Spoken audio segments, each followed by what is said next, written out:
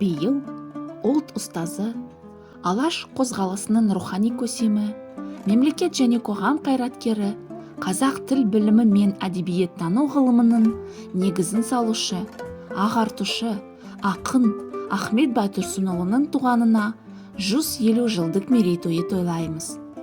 Ахмет Байтұрсынұлы қазақ халқының біртуар перзенті, жан-жақты талантты халыққа қызмет етумен шебер ұштастырған санаулы жерлестеріміздің бірі.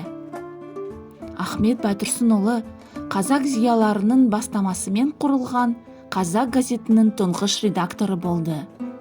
Қазақ тілінің, мәдениетінің, мектептегі білім берудің даму мәселелерін жариялау аталған газеттің басты миссиясына айналды. Газеттегі жұмыс көп уақытты алды. Соған қарамастан, Ахмет қазақ әліпбиін жасап, оны төте жазу деп атаған.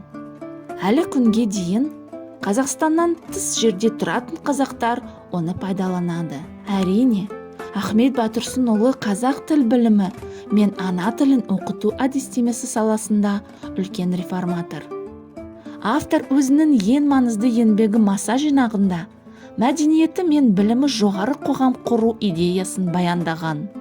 Ахмет Байтұрсынұлы поэтикалық шығармаларында өз тағдыры үшін жауапкершілікке шақырды. Әрбір жеке тұлғаның дамуы үшін, бақытты да баянды өмір сүру үшін білімнің маңыздылығын атап көрсетті. Ақын көп қырлы тұлға болып, мемлекетіміздің тарихында ұлт ұстазы ретінде терең із қалдырды. Біз оның рухын құрметтеуіміз керек. Қазақстанда Қостанай, Шымкент қалаларында Байтұрсынұлына ескерткіштер орнатылып, Алматыда мұражай ашылып, көшелерге, оқу орындарына, басқа да маңызды нысандарға оның есімі берілді.